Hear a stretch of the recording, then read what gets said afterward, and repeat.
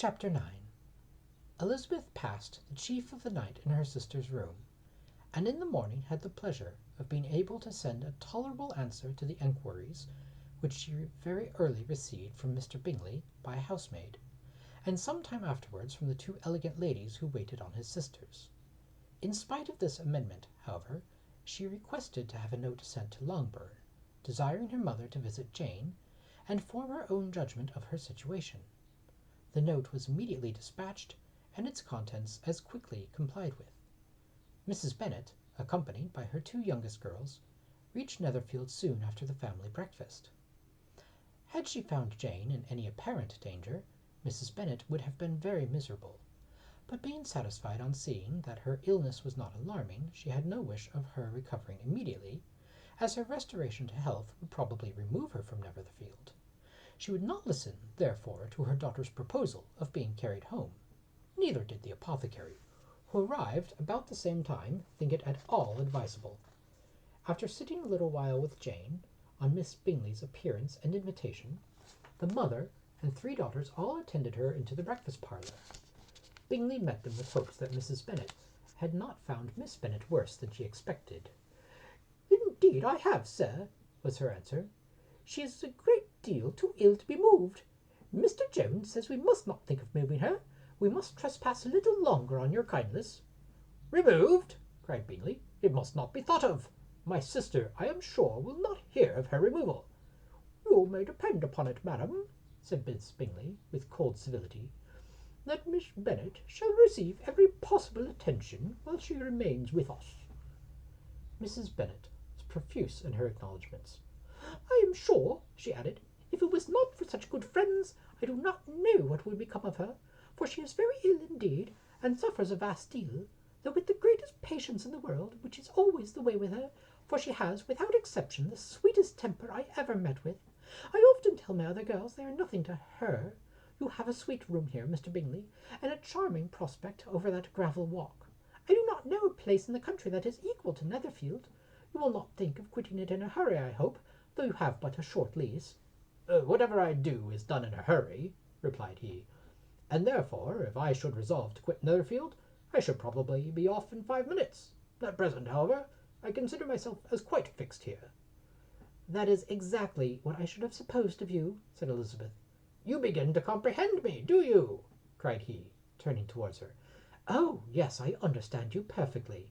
"I wish I might take this for a compliment, but to be so easily seen through, I am afraid, is pitiful." "That is as it happens. It does not necessarily follow that a deep, intricate character is more or less estimable than one such as yours."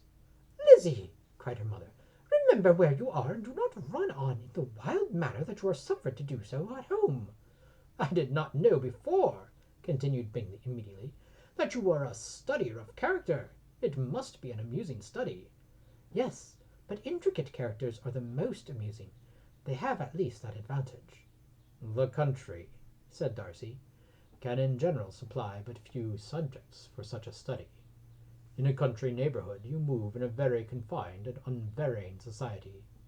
"But people themselves alter so much, that there is something new to be observed in them forever." "Oh, yes, indeed," cried Mrs. Bennet, offended by his manner of mentioning a country neighbourhood.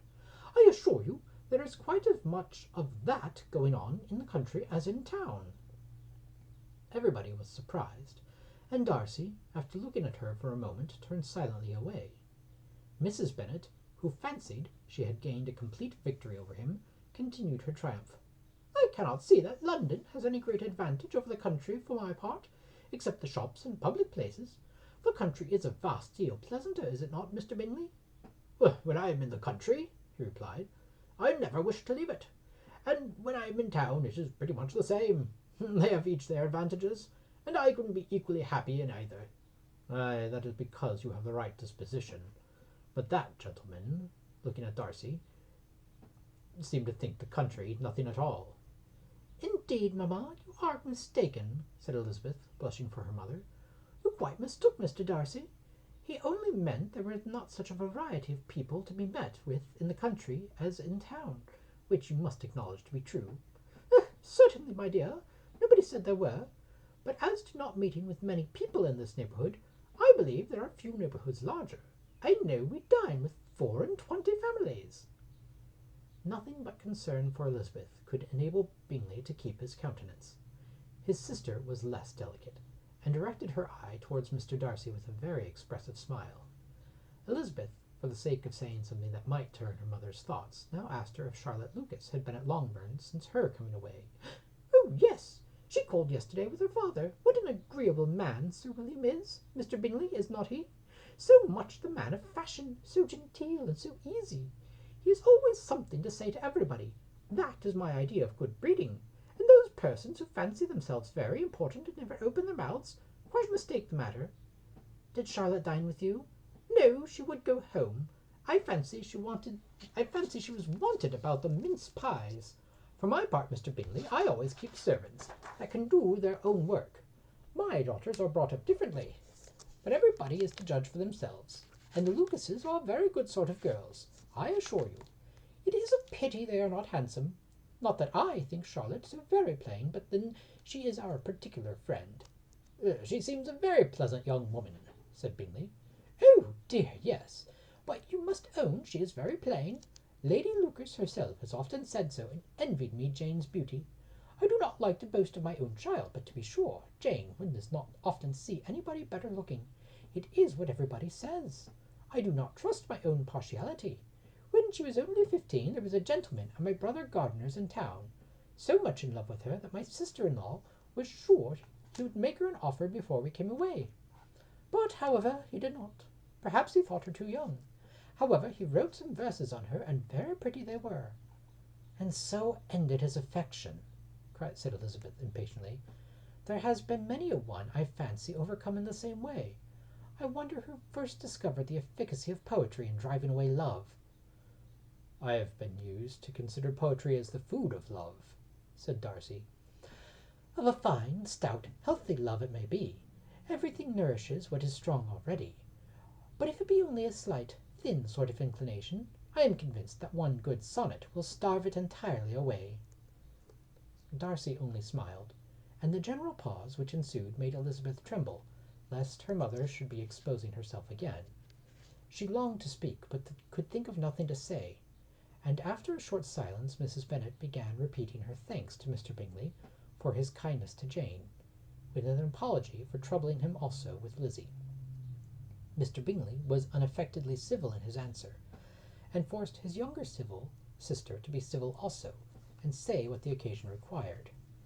She performed her part indeed without much graciousness, but Mrs. Bennet was satisfied, and soon afterwards ordered her carriage. Upon this signal the youngest of her daughters put herself forward. The two girls had been whispering to each other during the whole visit, and the result of it was that the youngest should tax Mr. Bingley with having